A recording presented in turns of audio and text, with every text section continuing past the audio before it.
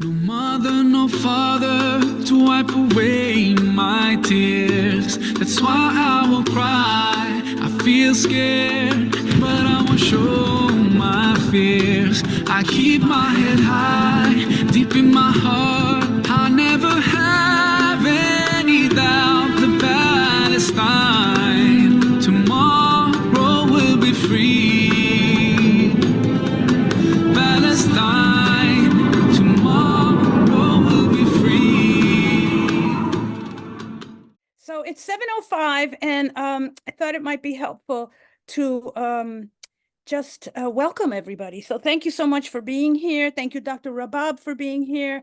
I want to identify Luis Cordero, who's our technical person, Marianne Hunkin, who's also helping us with this webinar. This is our first webinar, so we're very excited.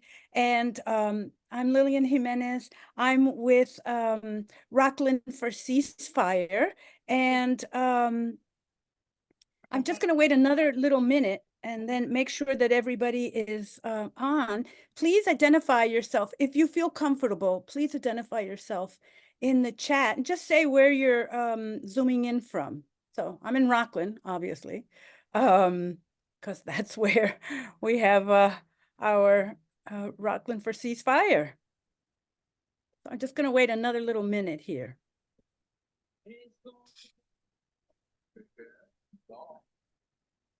So while we're waiting, I will thank the Frente Independentista Boricua, because it is their Zoom account that we are using for this. And Dr. Rabab has actually been on an earlier webinar with the Frente Independentista Boricua. And so we're very grateful for that. So as I said, my name is Lillian Jimenez, and I just wanted to start out with the origins of the Rockland for Ceasefire. I wanted folks to know the context within which we are operating. We are the second largest population of Jewish people in New York State, and there's a very high percentage of Zionists in Rockland County, and we have encountered them on Sundays at our demonstrations. They have made themselves visible to us. The purpose of our demonstrations every Sunday at 1 o'clock in Nanuet, in the Four Corners, a very busy intersection in Nanuet and Rockland County, really wanted to protest the genocide that was occurring in Gaza. We wanted to counter the Zionist propaganda that everybody was supporting Israel, and we were not. We were very, very lucky that a lot of Palestinian families came to our demonstrations, and they were leading the chants. And so far, they have been leading the chants. And we have been in consultation with them throughout the course of all of these demonstrations. We've had about 14 demonstrations on Route 59. We also have been having Thursday meetings on a weekly basis. We're going to move to 2 every month. Because it was a lot of work.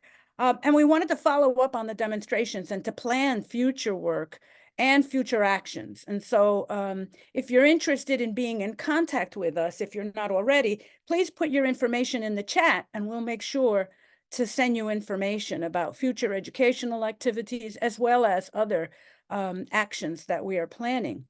I want to take a second here to introduce Dr. Rabab Abdul Khadi. We're very lucky to have her with us. She is the founding director and senior scholar of Arab and Muslim ethnicities and diasporas study program at San Francisco State University. She is an internationally known scholar and distinguished professor who is committed to community development and student engagement alongside her extensive academic work and publication and teaching schedule.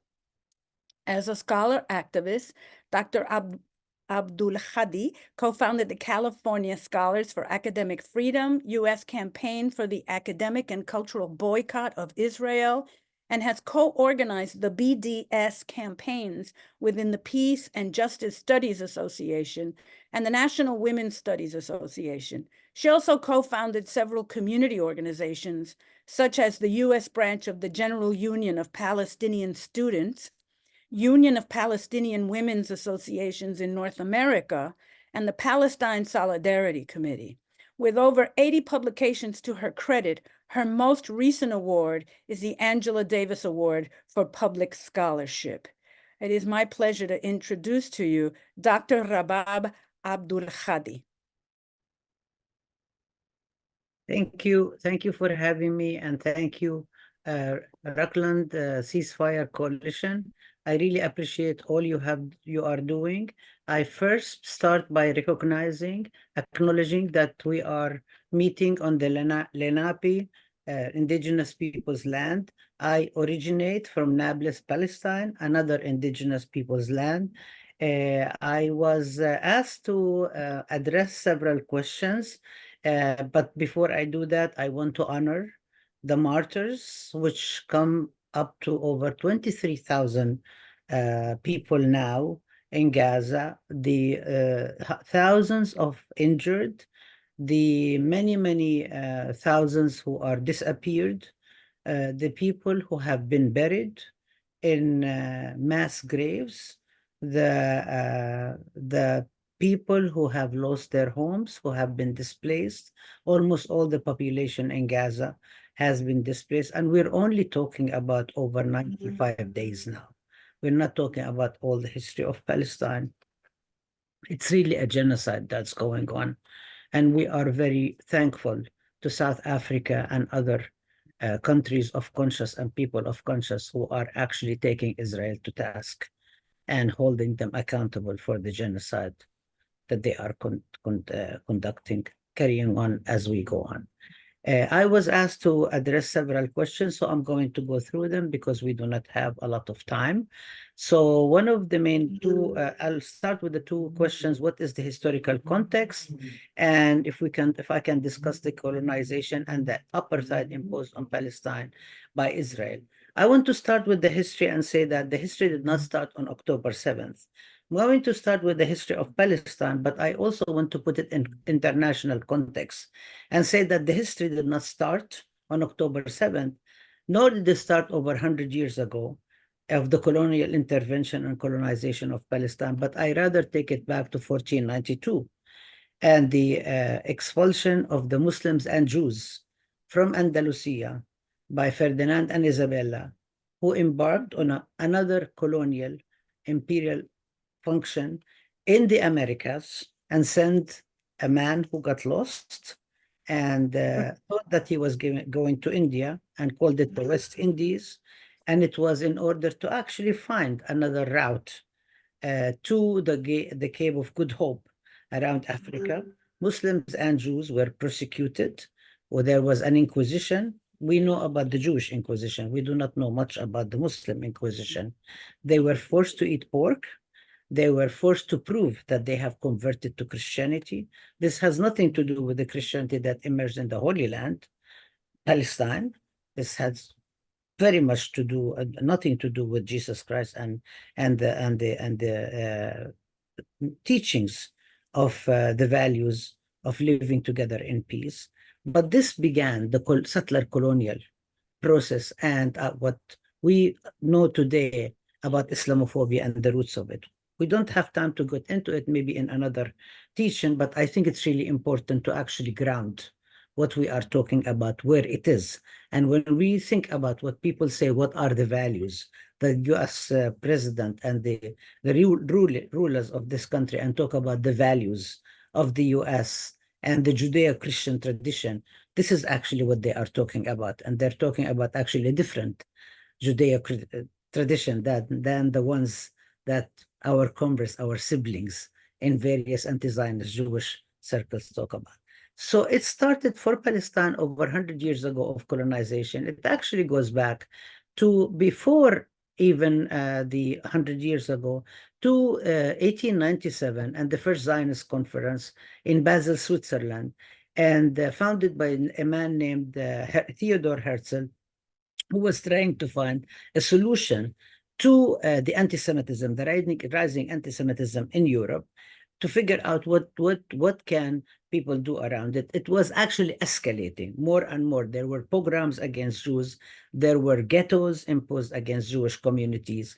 And so what would happen around it? There were several proposals to deal with it. One of them to which I support more, was by Marx, who actually came up with an essay called The Jewish Question, which suggested that one of the ways to address anti-Semitism is the way to address all forms of racism and racial discrimination, struggle against all of them at the same time, and which I would today call the indivisibility of justice, struggle against all forms of injustices. And when we struggle against all forms, we eliminate them all. We eliminate anti-Semitism, we eliminate Islamophobia, we eliminate anti-Arab discrimination, we eliminate anti-Blackness, all forms of discrimination against all communities, and we actually achieve a more fair society.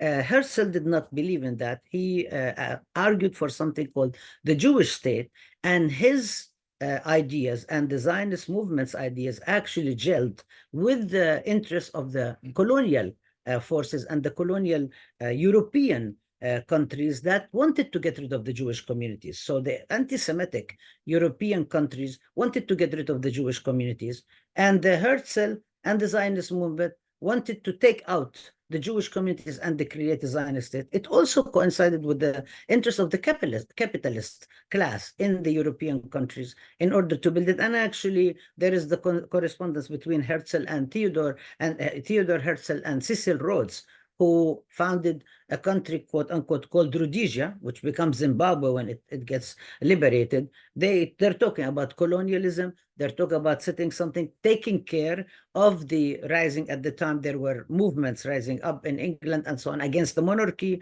to create a different kind of word and so on. And this was one of the areas the collaboration continued. And around the 1917, when the Balfour Declaration gets issued by the British government, promising the Zionist movement a homeland for Jews in Palestine, because the Zionist movement was trying to find a place. And one of the two other options were Argentina and Uganda. But the Zionist movement could not figure out a link to Argentina and Uganda. And the Zionist movement actually was not religious at all. The early Zionists were secular, were atheists. But they thought, now we can actually use the religious context and we could rely on the Torah to say there is a religious link to Palestine. Palestine made a lot of sense. So they started thinking about it. So then they settled on Palestine. British colonialism was already colonizing Palestine. And the ways in which British and France had already conducted a secret agreement called the Sykes-Picot Agreement in 1916. And the way we found out about it is because of the Russian Revolution, the October Revolution, in 1917, by which the Lenin and the Bolsheviks decided to open the vault of the Tsar. And in the vault of the Tsar, they found all these secret agreements. And they were actually asked by the European countries not to open it, not to let these secret agreements public, but they said, no, we're going to make everything public. We're going to be fully transparent. They made them public, and among them, there was the Sykes-Picot Agreement between the British Foreign Minister and the French Foreign Minister that exposed an agreement to divide the Fertile Crescent, which was the Greater Syria and Iraq, among them, the spoils of war, when they went against the Ottoman Empire, Syria, Lebanon to go to France, Palestine, Transjordan and Iraq to go to Britain to colonize. And they called the colonization mandate, British mandate, even though nobody gave them a mandate. Palestinians did not give them a mandate. They were given by the League of Nations, which was a small collection of colonial countries. It wasn't really made up of the indigenous population. And that actually explains why, after the decolonization and the more and more decolonized countries, when they joined the United Nations, we see a different balance of forces and we different ways of resolution in the General Assembly, not in the Security Council, which is still dominated by colonial countries. They're the only ones who have the veto power. But that at that time, it was called, quote unquote, British mandate. We actually don't call it. We call it British colonialism.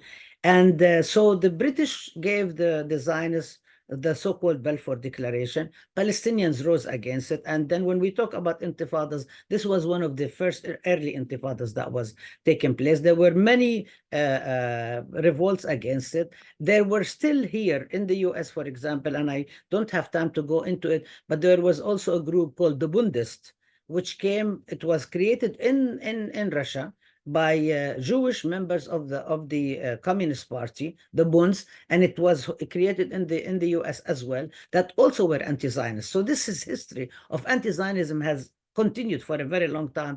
If we want to go into it, we don't have time now, but that's kind of like maybe a course, not even just one lecture, but we could do it some other time. And I would say this is sort of like the antecedent to what we see now, Jewish Voice for Peace, if not now, International Jewish Anti-Zionist Network, and the many of the organizations that came through the war, the years, including the Jews Against the Israeli Massacre in Lebanon in 1982, and so on and so forth. Some of the early of the Jewish Karens, and so on and so on and so forth. But to go back to the history of Palestine, there were intifadas in 1929 when the Zionist movement tried to take over Jerusalem. In 1936-39 was one of the largest revolts in Palestine, which actually brought the whole country into a complete standstill, a strike by the workers. And this is something that people actually think about it as a nationalist, but it was an anti-colonial, not quote unquote nationalist, anti-colonial. And it's important to understand that when it is nationalism under colonialism, it is anti-colonial, and sort of like we'll talk about El Frente Puertorriqueña. It is actually, when you're talking about nationalist independence, it's anti-colonial. It's getting rid of colonialism rather than thinking about it as creating the borders against a particular community and being chauvinistic. And so this particular revolt was by workers, complete strike, brought the whole country to a standstill, and was viciously, brutally treated by the British, who actually put people in prison, collective punishment, and so on. This continued until what we call Nakba in 1948, when basically Israel was founded on May 15th, 1948, and which led to the displacement of almost 1,750,000 to 800,000 Palestinians who became refugees overnight, later on to be settled over 2-3 years into 59 refugee camps throughout the region. And they, contrary to the Zionist narrative, they did not up and left. There were so many designs by the Zionist movement to get rid of them. Some of the more famous designs are the massacres, including, for example, some of the most famous ones, Deir Yassin, which was carried out like less than a little over a month before the founding of the State of Israel on April 9th, 1948, and where members of a split group of the Haganah, which became later on the Israeli army, but it was militias, Zionist militias, went into the village of Deir Yassin and massacred women, men, and children. But now we know, we Palestinians knew that Tantura, for example, happened, but nobody believed them until now. A Jewish Israeli filmmaker made a documentary of it based on a thesis of an Israeli student, graduate student, which was rejected by his advisors. About this interviewed the Israelis who were involved in it. So massacres were part of it. They were actually part of the systemic, and it continues happening throughout the history of Palestine, including the Sabra and Shatila massacre, and so on and so forth. We also don't have time to go into it, but the multiple massacres now in Gaza that wiped out complete families is part of it. It's part of this very systematic, programmatic thing. But the other plan that they did in 1948, and this is something that has been described in many of Palestinian studies, like Professor Walid Khalidi, not to be mistaken by Rashid Khalidi. He is his uncle, by the way, but then became very well known in Ilan Pape's book, The Ethnic Cleansing of Palestine, the Plan Dalit, which is Dalit meaning D, in Hebrew, in which the Zionist movement blocked the Palestinians from going to the west of Palestine, from staying in Palestine, but opened roads to the north, to the west, and to the south. So Palestinians in the southern areas, in the Nakab, in Hebron, would only go to Gaza. That's why majority of the Gaza refugees actually have a lot of relatives in the Nakab area, which is inside now Israel Green Line, and in Hebron, they have relatives there. Majority of the people in the center went to the West Bank and to Jordan. Majority of the people in the north, Nazareth, Haifa, Akka, went to the north to Lebanon. majority of them. So there is kind of like, so they were pushed the only way they would go. And many of them went thinking that some of them actually left the food on the stove. They took the keys, left the doors. And now one of our colleagues, Haidar Eid in Gaza, told us that when he left his home in Gaza in Rimal and went to the south, he said, I left the door open. We had to leave. We had to go. And this is like this is why Palestinians now are resisting leaving Gaza, because they do not want to have another Nakba. After the Nakba was created, and this speaks to the question that you sent me, Lillian, about the various laws of apartheid and discrimination, Israel passed several laws, including the law of return, that enables every single Jewish person anywhere in the world to become an Israeli citizen upon arrival in Israel. The minute you land, if you are Jewish, and now, by the way, if you can say that you are Jewish, including many people from the former Soviet Union, because they claim that the papers were lost. So there is a lot of people who might not be Jewish, but they say the papers were lost, arrive in Israel, they can actually get Israeli citizenship. Palestinians who have traced their ancestors to many generations are not allowed to go back. So there is the law of return. There is a law, for example, of absentee property. So if you were not on your land when Israel was founded, the state has the land to take it over. And actually, the state doesn't take it over for the state. It takes it over for something called the Jewish National Fund. So if you go around, you see the Jewish National Fund, which controls over 93% of the land of Palestine in trust for the Jewish people around the world. But actually, there is private property in Israel, but it cannot be given to the Palestinians. Even though in Jewish law, there is something that's called every 7 years, you're supposed to lease the land to somebody who's not Jewish. But there is a dilemma in the Jewish rabbinate court what to do, because if you want to lease it to somebody who's not Jewish, you would have to do it to Palestinians, but they don't want to lease it to Palestinians. So there has been debates over the years about what to do with it, but it's not given to Palestinians. So Palestinians sometimes even plan things like crops that don't bring them any money whatsoever, just to make sure that the land is not taken away from them. And I'm not talking only about the land in the West Bank, for example. I'm talking about the land in the 48 areas, which is actually Israeli proper.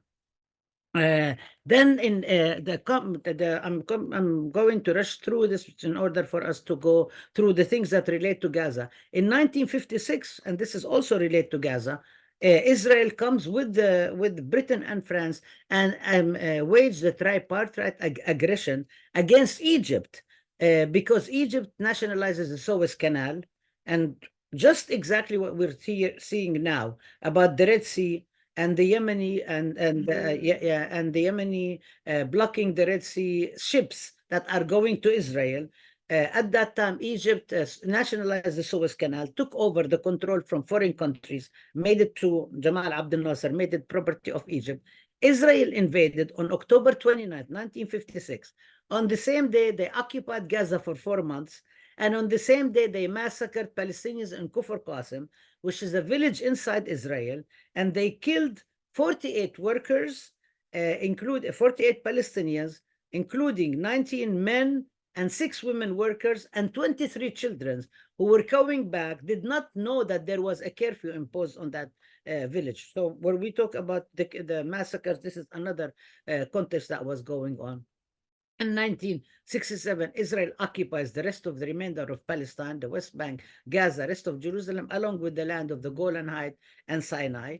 More things happen throughout the years. There is many more things that are going on. For example, in terms of the U.S. role in 1970, when there was a conflict between the Jordanian national movement and the Palestinians on one side against the Jordanian monarch. On the other hand, the United States, Kissinger and Nixon were actually in an operation room and planning to intervene if the Jordanian monarchy was going to fall, to protect them at the same time. So the U.S. has always been in the region, very much involved because of the strategic location of the region, because of the oil, because of the control. And there were 2 main allies in the region, Israel and the Shah of Iran. When in 1978 and 79, the Shah regime fell, So there was no more. The United States was very bothered. Actually, Kissinger said that the US lost a main ally in the region. So Israel became actually much more important for them. In 1978, Israel invaded Lebanon. Actually, Israel continued invaded Lebanon again and again. Fast forward to 1982, Israel, there was the big invasion of Israel of Lebanon, which lasted the whole summer. And actually, we tried to compare what happened that time with the siege of Beirut, which lasted over 3 months, which was going on in Gaza now. It's surpassed. We thought it was going to last less than that. There was continuous pounding every day. Israel ended up surrounding Beirut, actually facilitating the massacre in Sabra and Shatila. And many people remember that. If you don't, we can talk about it some more. But again, the massacre also was systematically operated and organized. And this is something we commemorated 2 years ago. We went to Lebanon and we participated with people in commemorating the massacre. There were also mass graves, which we do not know where people are buried.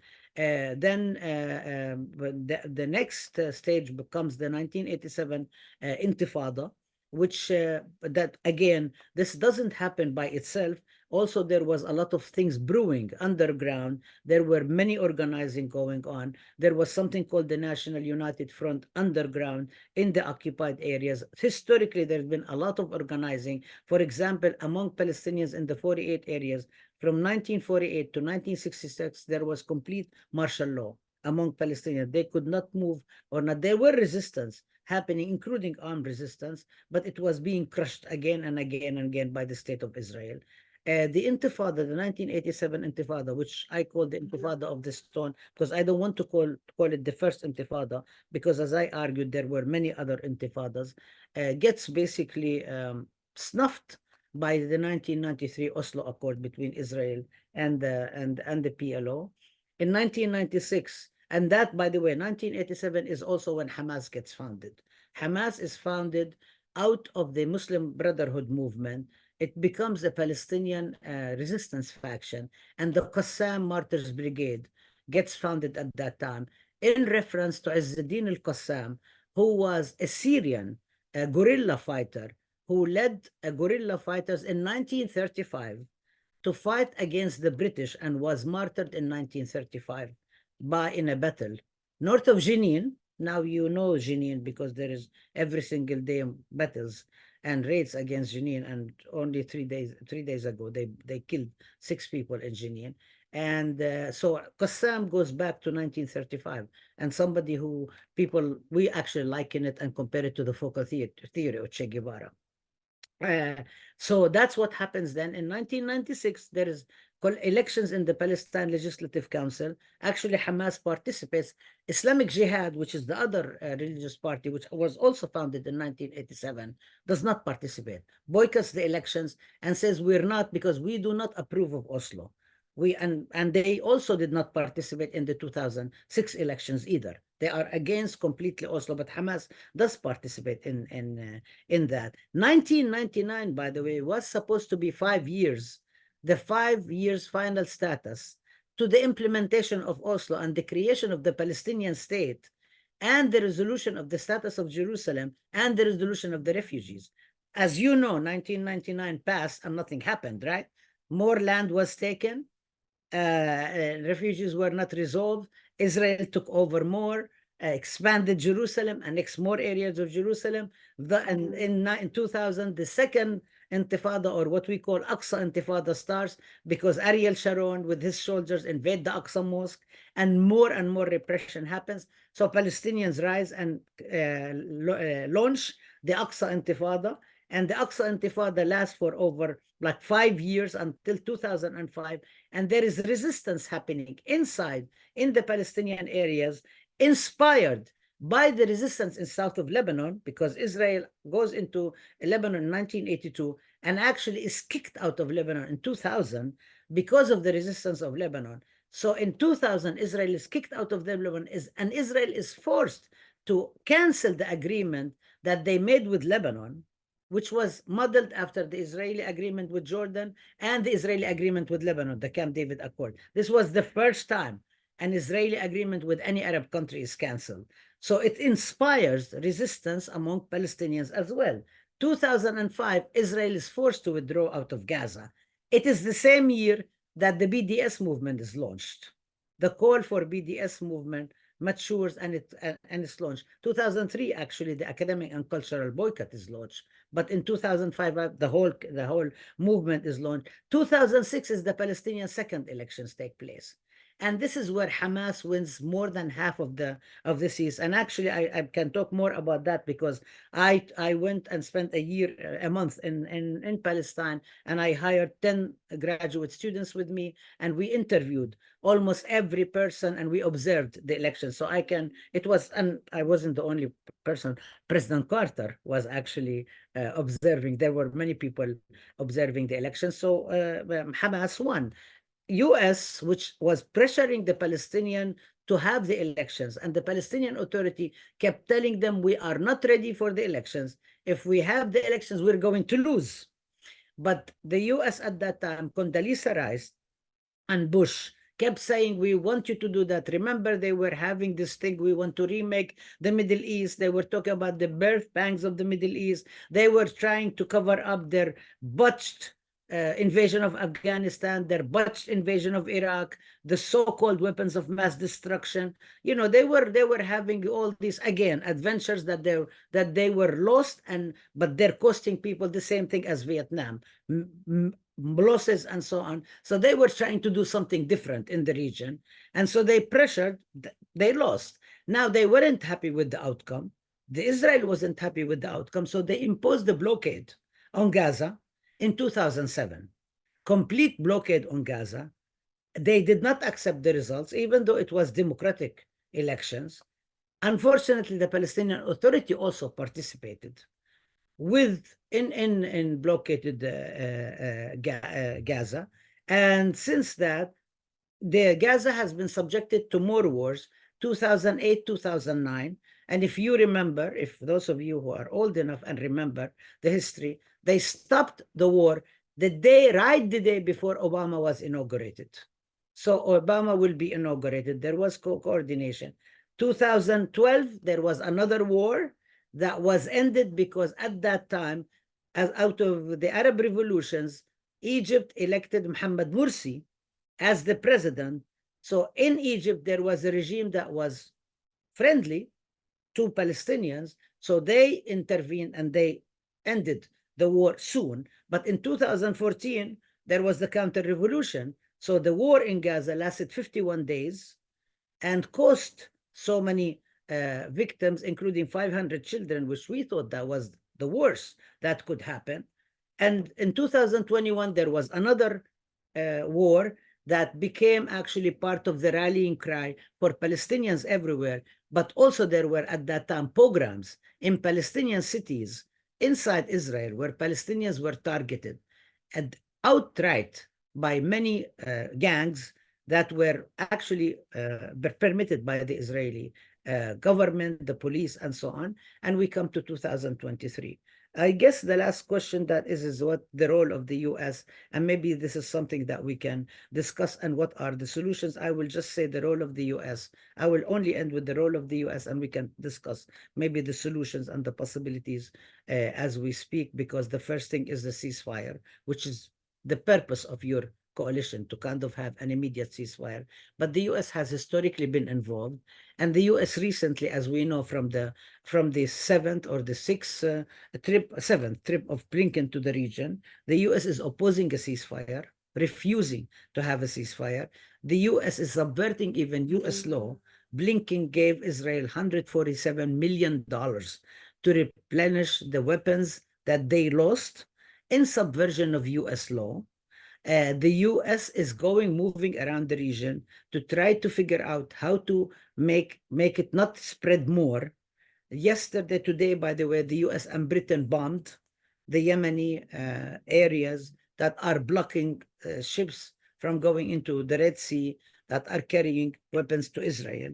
You know, the biggest Chinese shipping, Costco, stopped going to the Red Sea, which actually brings memories of the Suez Canal too. So actually, it's really important to maybe do historical comparative. The US is giving Israel millions and millions and millions of aid. The US is exercising veto in the Security Council, covering up. The US actually is part and parcel, is complicit. The US is not just being an outside political support. Is the US is very much part of it. If we want to do anything, the most important thing is to pressure to stop the US from giving all complete aid to Israel, to do what people did during Vietnam, to do what people did in other parts in the intervention in Central America and elsewhere. Lift the hands of the US of Palestine and stop the intervention. And I'm going to stop at that in order for us to have fruitful discussion. Great. Thank you so much for that. I'm wondering if you can also talk about some of the demands in addition to stopping all aid to Israel by the United States, because I don't know, 90-something% of that aid goes to military equipment for a war against the Palestinians. But are there any other demands that you think we in the United States should be making in addition to demanding that the US stop aid to Israel? Yes, the support for the Palestinian self-determination, the Palestinian right to return, and the Palestinian right to dignity, to freedom, to end the blockade. I mean, for Gaza, end the blockade. For the Palestinians are calling for, in the BDS, Palestinians are calling for to stop racism, colonialism, and apartheid. And the reason these three demands is because they address the three parts of the Palestinian, let's say, community. The return addresses the question of the refugees. We have majority of the 10 million who are refugees, 5 generations now. When we talk about the occupation, is the occupation of the West Bank and Gaza. I mean, and then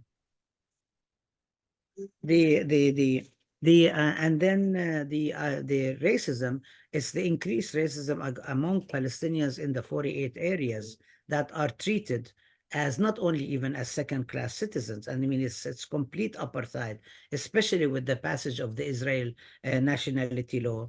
And then the whole question of the freedom of the Palestinian prisoners. Israel actually, since October 7, has arrested so many prisoners. The numbers have risen so much. I think there is 2 reasons for that. One is because they really want to crush any possibilities of people rising up so they can open another front, and they have to scatter their troops all over the place, and they are having a problem, you know, kind of like they're called all the reserve, including they have mercenaries fighting with them, but also in order to increase the numbers to have bargaining chips for their captives as well. So I mean, it's really, really important to completely disarm. And if you really want to have go further, let's disarm the whole region. Let's get rid of all nuclear weapons. I mean, everybody talks about Israel. US talks about possibility of Iran having uranium, right? Uranium to create, which don't have nuclear weapons. Israel, the last we heard, had 200 nuclear bombs. For what? Let's disarm. Let's disarm everybody, and let's use. At one point, we used to talk about the peace dividend. At one point, when the Soviet Union collapsed, people were started talking about the peace dividend. There is no reason for deterrence and so on and so forth. What you going to do with all of that? Of course, all the military industries from Boeing, etc., stood against that, and they created more reasons for wars in order to spend more money on wars. Nobody needs it in this country, and nobody needs it around the world. I mean, it's not even a utopian thing. It's a real material basis. Nobody needs it when people are losing jobs, healthcare, you know, the environment is in shambles and so on. What do we need it for? It's something that everybody around the world could agree on. And we, the Palestinians, need it more than anybody else. So, and then really, I mean, the whole question of holding Israel accountable. I mean, really, the whole question of supporting BDS, it's not singling Israel out. It's every single country that does something wrong should be held accountable. You do something wrong, you should be held accountable. If they don't stop, they're going to get nastier. The more we let them get away with it, they're going to get worse. So these are, I think this is the things that we really need to do. And I think and I think what people are doing, that refusing to allow it to become business as usual, refusing to allow the status quo. And I think one of the things that has happened since the beginning of this, the movement, the way the movement has been doing it is kind of like all these protests, the protests at JFK, the protests at the Bay Bridge, the protests at the Statue of Liberty, at the Congress, at the Grand Central Station, and I think also, and I would just say it's like, and first of all, people say only young people. It's not just young people. Everybody participating of all ages.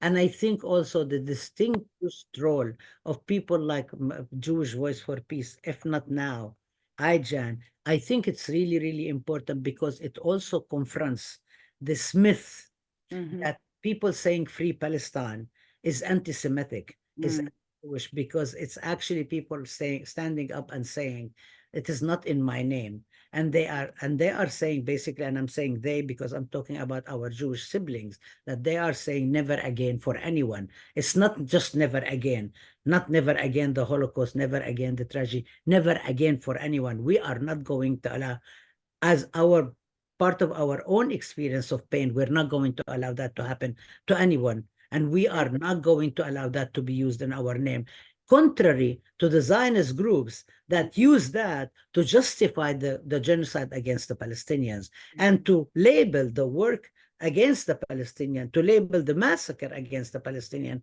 as justified, and anybody who opposes it as being anti-Semitic. So you see kind of like using that privilege to counter that in the same way that people actually during the war in Vietnam used their own privilege to say no, tear their draft cards and say no, we're not going to go and use our bodies to actually kill another people. We're not going to be doing that. And I think that's one of the things that are not lost on the Palestinians. Every single day I read all Palestinian news agencies in Arabic, and every single day people in Gaza hear about what's going on, and they feel that they are not alone, they're not isolated, and it strengthens their resolve to not leave their homes, you know. Great. So there's a question about the Court of Justice at the United Nations. So what impact would the decision of the Court of Justice on the recent South Africa filing to declare a violation of the Geneva Convention, the genocidal war of Israel against Palestinian people? And then how can we join to support South Africa and Palestine? Well, I think it's really, really significant. It's significant on so many levels. One is that on a basic level, holding Israel accountable, because Israel has gotten away with it so many times. And there was actually a strong attempt to hold Israel accountable for the Sabra and Shatila massacre.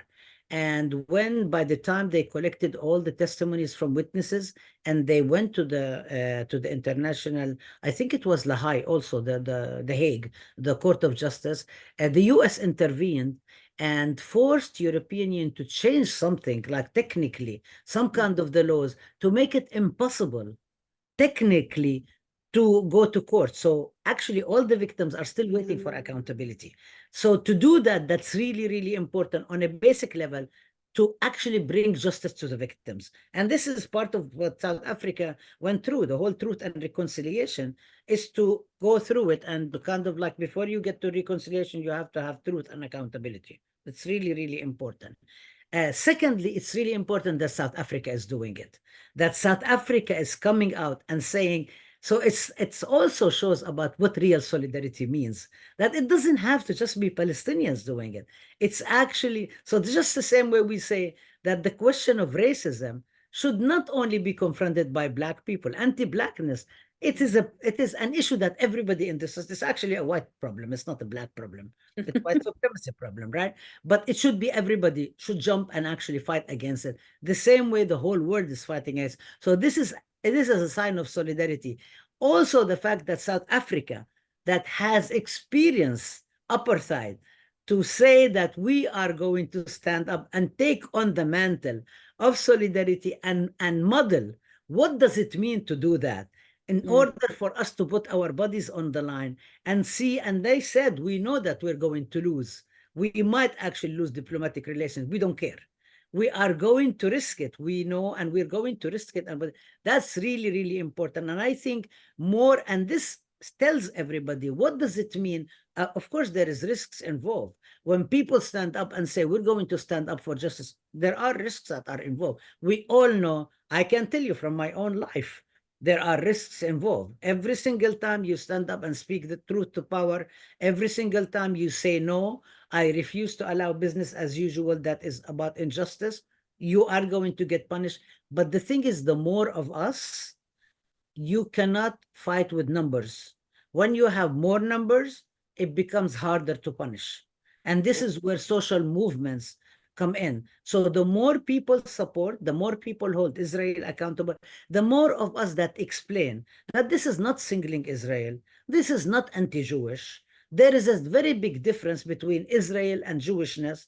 Their Jews don't have the same experience across time and place. Not all Jews are the same. Actually, this is a stereotypical anti-Semitic thing to say Jews are the same. You know, this is what the Zionists try to do is actually very, very bad. And also it prevents us from fighting the real anti-Semitism that comes from white supremacists and neo-Nazis and the people who are arming themselves and gathering weapons and so on, the militias. So I think it's really, really important for us to be able to say, we're holding this country accountable. This is a country, and also to think about, just I'll add something that is not what on this question, but I should have mentioned it before. White Zionists hate Jews but love Israel. Love Israel as an aggressive country. So I think it's really important for us to be able to say this is about justice and injustice. This is not about religion. This is not about Jews. This is about justice and injustice. So we really need to speak up more and more and more. And we really need to stop this genocide from going on. There are many examples in history where people were either unable because they did not know or unwilling, that there were so many massacres that had happened. There were also many examples when people came together, they were able to stop the carnage from continuing. Let's learn from those lessons. Okay.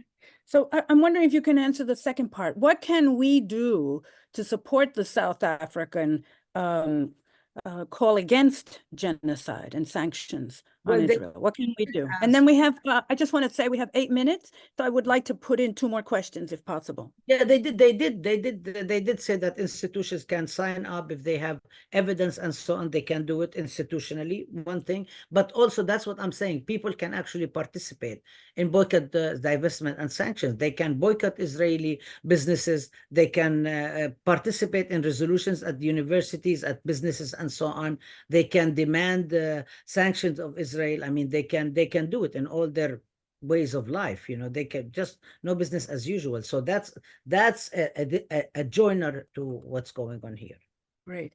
Another question, just quickly, is I'm wondering if you can speak about, you already spoke about some of the laws, the right of return, this other law about the land. So I'm wondering if you can talk a little bit more about what are the laws that deprive Palestinians living or working in Israel of equal treatment under the law? So, Israel legitimizes the apartheid regime treatment of Palestinians, but many of us don't know what that looks like in Israeli courts of law. There is a whole bunch of laws. For example, I will just say it's not just Israelis. For example, they annexed Jerusalem. So in Jerusalem, a lot of laws among Palestinians, the Israeli law actually applies differently for Palestinian youth. For example, Palestinian youth get treated younger. The younger youth get treated as adults in sentences than Israeli youth. Also, the Palestinians, the sentences are higher. Also, if you think about it, there is certain things that are structured. So, for example, if you serve in the Israeli military, you are entitled to all sorts of benefits. Most Palestinians don't serve in the Israeli military. However, there are 2 categories of Palestinians, Druze and quote-unquote Bedouins, whose leadership signed agreements to serve in the Israeli military. However, in our visits to the Naqab area, where there are 40 villages that are unrecognized by the Israeli government, which means they don't get water, they don't get electricity, they don't get any services or whatever. Even the quote-unquote Bedouins who served in the Israeli military do not get any services or whatever. So because they're Palestinians. So even that does not, but there is other things. For example, Palestinians apply for building permit. They never get the building permit. That Israeli Jews. So sometimes they build because they need to expand the homes and so on. Israeli government comes and says, you build without a permit. You have to destroy the home. Destroying the home costs $100,000, for example. Sometimes the Palestinians have to pay to destroy their homes because it costs more to hire Israeli dogs and helicopters and bulldozer to destroy, and they don't have a choice because it's a fine imposed upon them by the state because they have no anything. And by the way, I'm going to put a link for this group in Palestinian lawyers group in Israel that documents all of this, and it's a link about all the laws that Israel has done. Let me just copy it and put it in the chat for everybody here to look. It's called Adala. It's excellent group that continuously documents all the, check it out.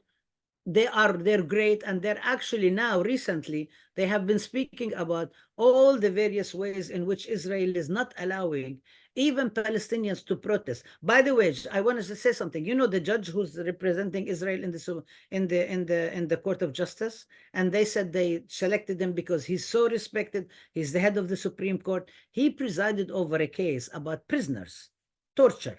And they said, the New York Times yesterday said, oh, he actually said that torture it shouldn't be allowed. But the case, he said, torture in general is not allowed, but a little pressure is okay if it saves the security of the state of Israel.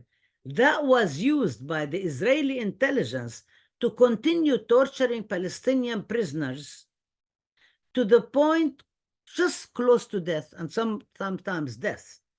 So his record is actually not clean, even though the New York Times presents him as somebody who has like a clean reputation. So there is all sorts of law. Check Adala, but also check a lot of Palestinian prisoner groups like Ad-Damir, Prisoners Club, that already came out with a report, I think 3 weeks ago, about how many numbers of prisoners. Like one day I was speaking, there were 4,000. The next day it was 4,400 prisoners that were arrested, including the treatment of Palestinian children. Defense of Children International has lots of documentation on that. You're muted, Lillian. You're muted. I know, I lost myself. Sorry, I got this big window in front of me. I'm wondering if you can put into the chat, somebody asked about the interviews that you conducted during the elections. If you can put in the chat some of the information where people can access some of those. They are actually not the interviews are not available because I've done all the interviews, and then 2 years ago our house was flooded by Hurricane Ida, and I lost a whole bunch of them. So I'm actually trying to get the students who did the interviews with me, they were in Arabic, to to send them to me, and hopefully they have saved them on their computers. And so we have 2 minutes before we're going to end. So I wanted to thank you, Dr. Rabab. This has been incredibly instructive and educational for us. I'm wondering if we can invite you to come back again in the future and talk about specific items that would be important for us. I know that there's like 2,500 corporations, United States corporations in Israel that are basically providing 76,000 jobs.